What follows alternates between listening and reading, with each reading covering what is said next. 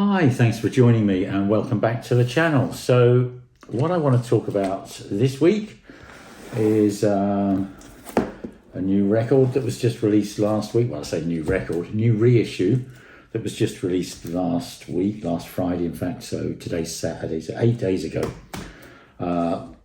Analogue Productions UHQR release of Steely Dan's album Katy Lied. Now, on exactly the same day, there was a, let's call it a regular, vanilla, whatever you want to call, main record company release of the same album. And I just thought that would be a really interesting comparison to offer you. And just let's talk about, you know, what you get for a vastly different amount of money. This is $150. This was £26.99. And I'm also comparing it to the stream on Qobuz, because again it kind of struck me that that's probably what most people will most people will have access to that, whether it's on Qobuz or Tidal or Spotify or whatever. And so let's compare the three, okay? See what you get for your money and see how they sound. So I'm going to start off. How I've done this, I've obviously listened to these whole albums all the way through, and I will get to a sort of a complete roundup and conclusion later on in the video. But just to dive straight into it, we're going to start off by playing Black Friday, and we're starting with the digital issue. Now, there's some talk about with Katy Lied. There's some talk about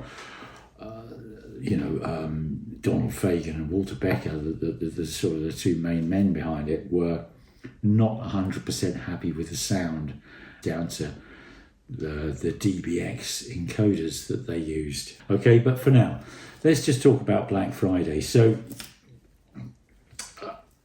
you put the CD on, and there's so many kind of synth lines sort of all playing together, or synth lines, synth threads, whatever you want to call it. And it's dense. There's a lot going on. And you've got the Fagen's vocal in the middle, which is definitely I don't think anyone could describe it as not being veiled and soft and a bit foggy. It's kind of like you're singing a bit like this kind of thing. But without, also sort of, if you imagine sort of singing like this and you smoked an entire packet of Marlboro last night and drank half a bottle of whiskey, that's kind of what his vocal sounds like. And the cymbals are muted and the drums are sort of plasticky. And when it gets to the chorus, it just goes into full-on fuzz. And kind of sounds like you've got tape saturation or something, very, very sort of saturated, overloaded, particularly on the choruses. And the guitars going on, again, you've got great sort of guitar interplay between left and right channel and center. And it's just it's a funky, groovy, pumping kind of song, and the bass kind of leads that groove. And it really in the CD version, that's what kind of that's what you're really being led by. Okay, now the regular vinyl issue. Okay, so how does this compare with what you'll get on CD, on Qobuz, etc. I want to point out that Qobuz is, full resolution FLAC streams. It's not sort of MP3s. They're as good, let's say, as the CD issues. Now on here, on this particular track, Black Friday, the vocals are definitely more open. There's more shape to the vocal, although they are still very much kind of still veiled. Okay. The bass is a little bit clearer and the synths have got more colour and the chorus is a little bit clearer. But overall, it's still very kind of fudgy and soft and sort of, it doesn't sort of dynamically bounce, if you like, out of the background. It's just a little bit monotonous, frankly, and uninspiring and sort of soft and veiled and fuzzy. And I think, a lot of people think of this album and we're talking in comparison with other Steely Dan albums, but a lot of people I've spoken to go like, oh yes, Katy Lied, it was screwed up because of the DBX, and like, well, you know, as I say, we'll get to that when we talk about the UHQR. But that's, you know, I think on Black Friday, definitely this basic kind of vanilla, if you like, reissue on vinyl outperformed the CD. But it's not just plain sailing like that, as we'll get to in a little while, because I'm picking two songs in pure contrast, okay? Now, let's get on to the UHQR, okay? Now, first of all, I want to talk about just how this sounds, and in a little bit I'm going to get onto what you get for your money and what it says on the inserts, which raises some interesting questions, okay? So the first thing is just plain, cut to the chase, what does this sound like? Well, first of all, the vocal is way more open. And you've got, at the beginning of the track, you've kind of got, sort of it starts in the right channel, but you've sort of almost got an echo or a pre-echo of what, you know, this isn't a fault, this is intention, but it's like the band sort of fades in. And even with that distant sort of, you know, quiet pre-faded in music going on, you can tell this is more dynamic and more open and more textured and more coloured. And as it sort of, you know, wells up and takes over your soundstage, fills up the soundstage, the voice is way more open, way more expressive. The keyboards, as I said, it's quite dense on the other two versions, and sort of, but it's just the keyboards have got more colour and more separation between them. And then the guitars, there's a guitar in the left channel, there's a guitar in the right channel, there's a guitar in the centre channel. Now, I can't tell you who's playing which guitar, but the way that they play together, the way the separation between them, the shape of those guitar notes, in contrast, the others just sound like some fuzzy, sort of gritty, sort of just kind of noise. Whereas on this, it's so much more agile, texturally, tonally, the sort of the shape of the note, everything. It's more open, it's more detailed, it's just plain better. And the drums is perhaps one of the biggest differences. I mentioned before that they sort of, you know, they almost sound on both the CD and this regular vinyl, which I'm sure is mastered from a digital file, probably the same digital file that the CD comes from.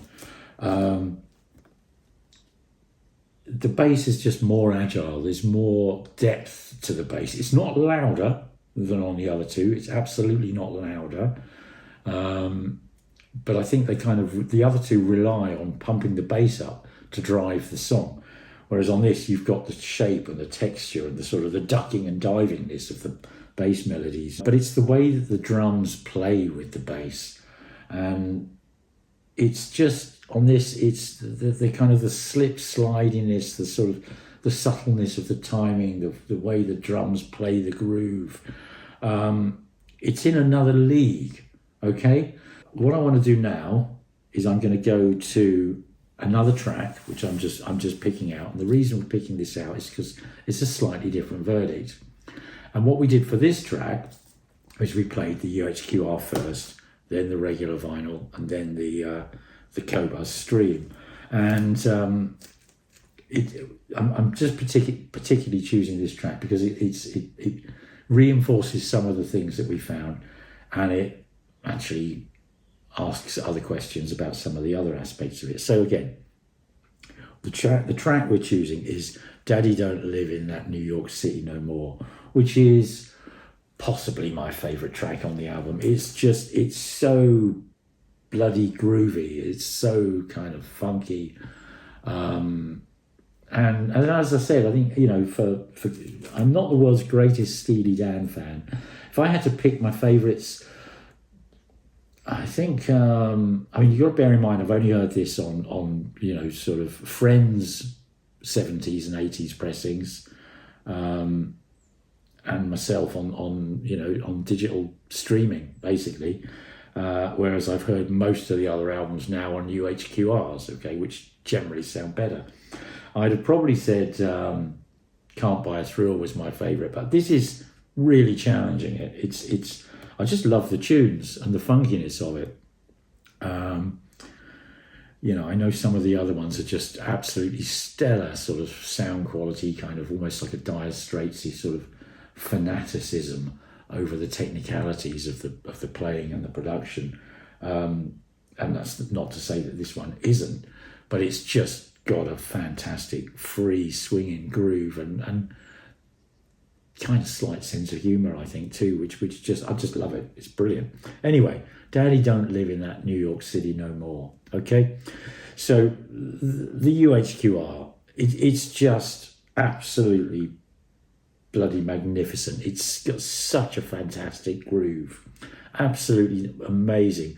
Again, you've got guitars in the left channel and the right channel, and they're really, really clear. They're really, really fantastic shape to each note, the tonal kind of color and shape, the timbre, the sort of the dynamic thing of just, you know, how they leap out of the background. The main vocal, it's expressive, it projects, it's agile, it's open, and you've got these sort of, you know, daddy dum dum dum dum, and in the right channel you've kind of got these claps going on, and it's just, the whole thing is a dynamic absolute joy. It just brings an absolute smile to your face. And then the way the drums just sort of, you know, lead the beat, lead the groove, and the little drum fills and everything, and it is absolutely joyous. It is absolutely phenomenal. Okay, on fun, on swing, on groove, you've got to give it 100%. It is absolutely magnificently good fun. Okay, now we get to the regular LP. Okay, right from the word go, it's nowhere near as dynamic. Okay, so the regular issue, compared with the UHQR, is flat as a pancake. It's not dynamic at all. It's nowhere near as open. The vocal is, again, it returns to that veiled, sort of muffled, sort of like kind of thing. It just doesn't swing. The guitars just sound vague and fuzzy and small and compressed, and the whole thing just sounds, yeah, I mean, that sums it up really. The regular issue, it just sounds small, flat, compressed, and a bit sad. Okay, now this is where it gets interesting on this one, and forget the UHQR for now, because believe me, right the way through the album, and we'll talk a little bit more about that, this one absolutely nails it. But between the CD, or to be precise, the Qobuz Stream, and this, the Qobuz Stream on Daddy Don't Live in That New York City No More is actually brighter than this, and it's more open, and the guitars are better, but it's still, for that openness, it still sounds thin and shallow and tinny. You know, believe me, this doesn't get anywhere close to this, and the CD doesn't get anywhere close to it.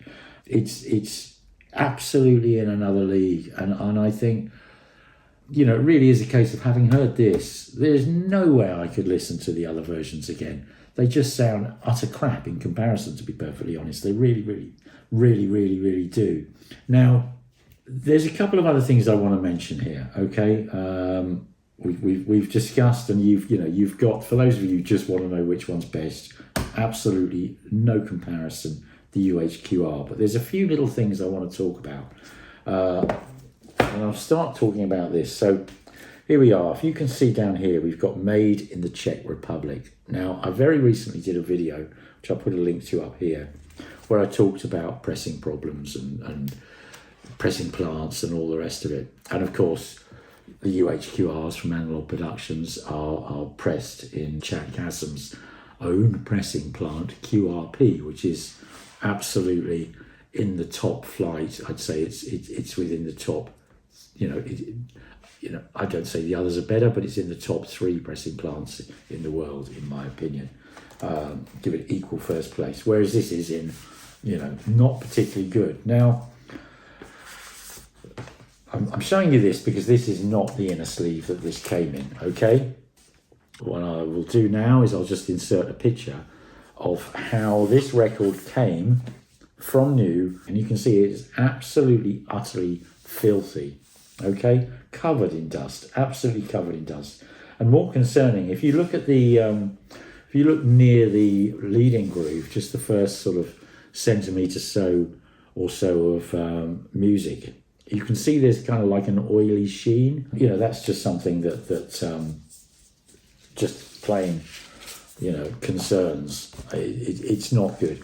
So what I've done with this record, and I do with all records, so to be perfectly honest, I cleaned the UHQR in exactly the same process, and it's kind of a 4-step process that I've got. So first of all, I clean it on my Lorrycraft with Clear Audio Pure Groove, which is a solvent-based.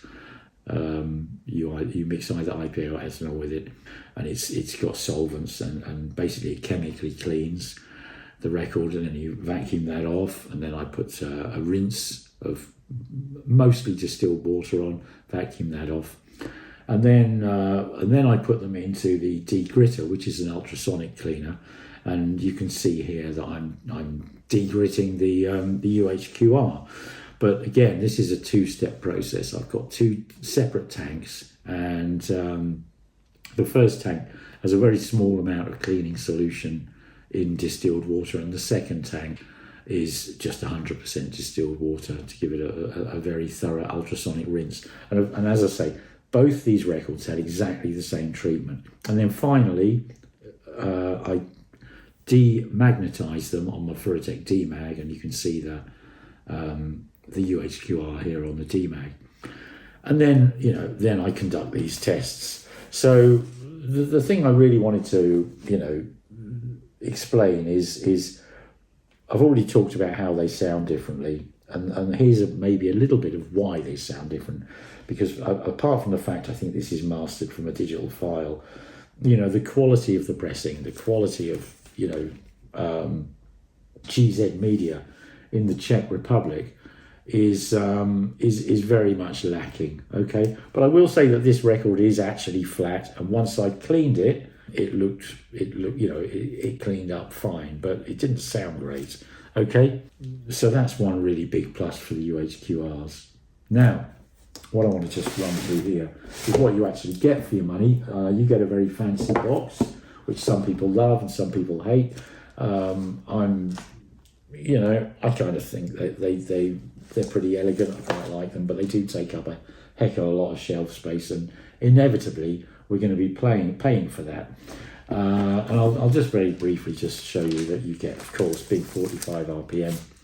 You get 2 LPs here, so you've got 2 or 3 tracks per side, and you know, there you go. Pressed on this sort of milky clear Clarity Vinyl, they call it, this is basically ultra pure vinyl. This is the native natural colour, if you like, of vinyl.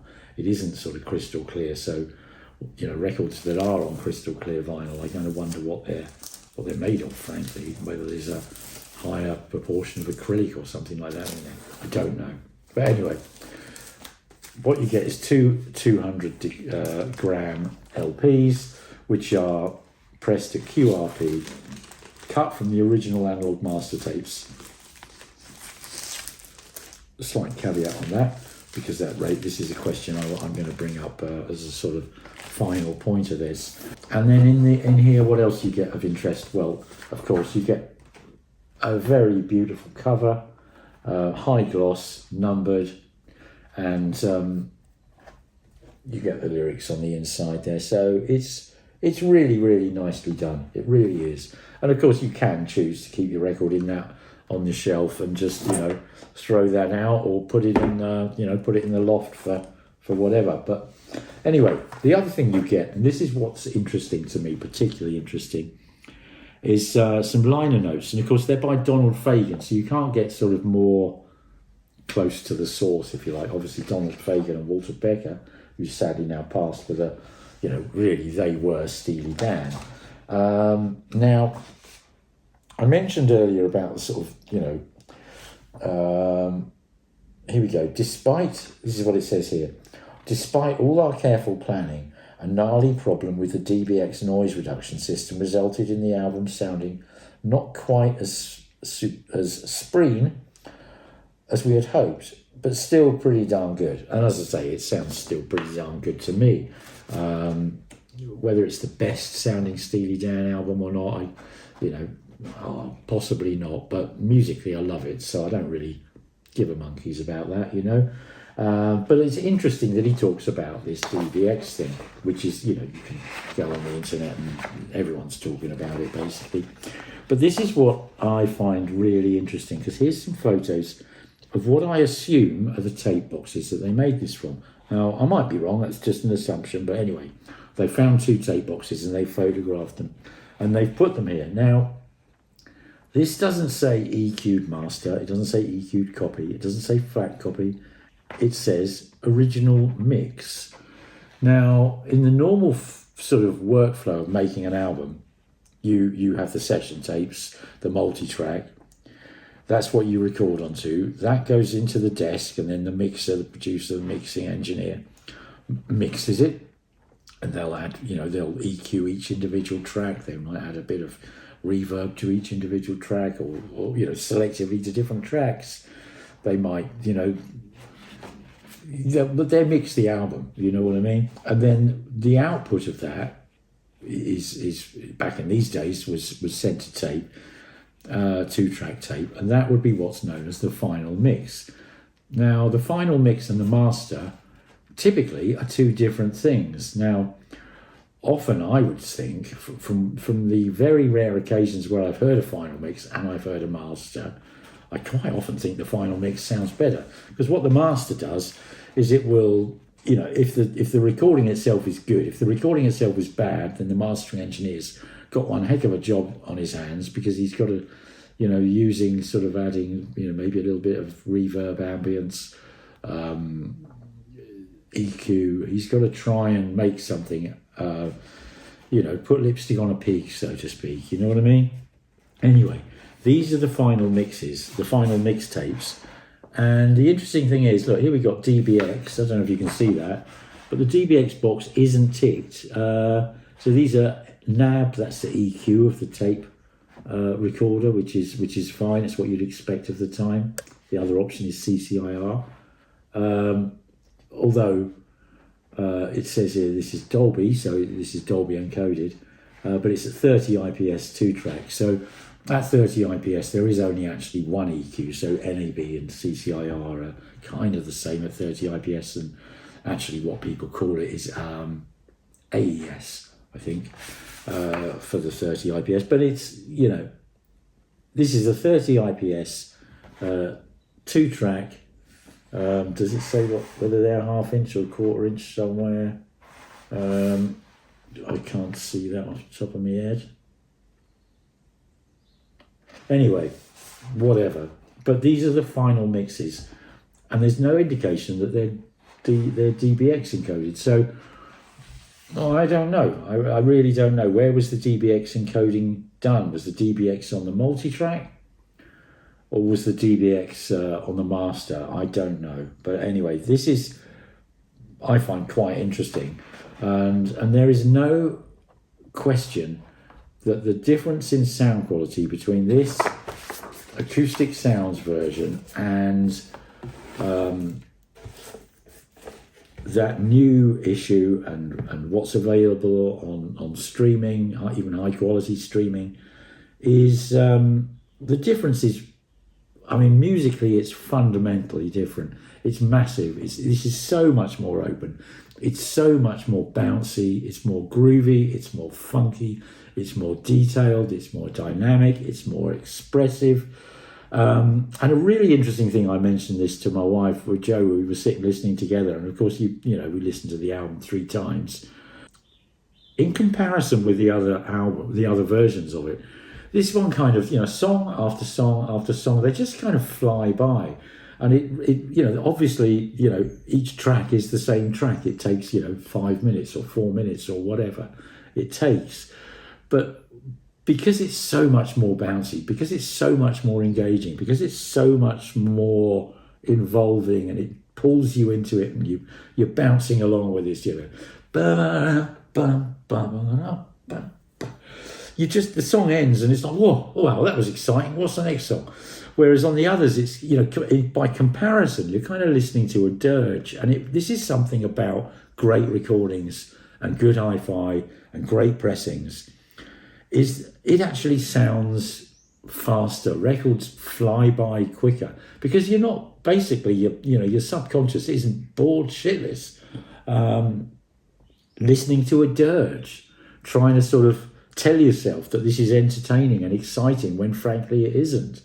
And I think that's, it's an interesting way of thinking about music. But if you find yourself like just sort of, oh, this song's dragging on a bit, believe me, find another copy.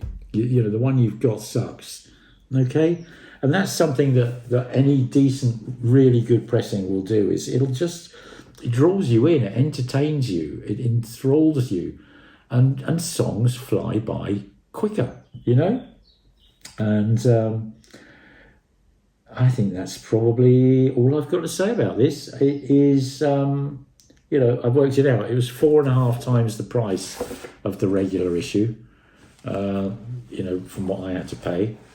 But is it 4.5 times as good? No, it's probably 9 times as good. It's you get twice as much vinyl, but twice the quality of vinyl, twice the quality of the mastering, twice the quality of the packaging. I don't know. It beats it hands down on every single way you look at it. And if this is out your price range, if this is just totally unobtainable for you, then okay, you still know that it's something to aspire to. Is this worth getting? I don't think it is really, because it's, you still got to spend 27 quid on it, and some tracks sound better than the Qobuz stream, and some tracks sound worse than the Qobuz stream. But overall, it's just a bit, well, I wouldn't say a bit, overall, it's quite a lot fuzzy, vague, veiled, and just uninspiring. So, on that note, another absolute hit. There's only one more of these UHQR Steely Dans to come, and I'll be getting that without any question. Okay, on that note, I hope you enjoyed the video. Thanks very, very, very much for watching. I just want to say thanks to all my subscribers again, old and new. I've just passed 5,700 subscribers, which is mind-blowing. I mean, it really is. And I'm really pleased that you enjoy my videos and have chosen to subscribe. Thanks so much for the support. It means masses. Okay, say cheerio now. Bye.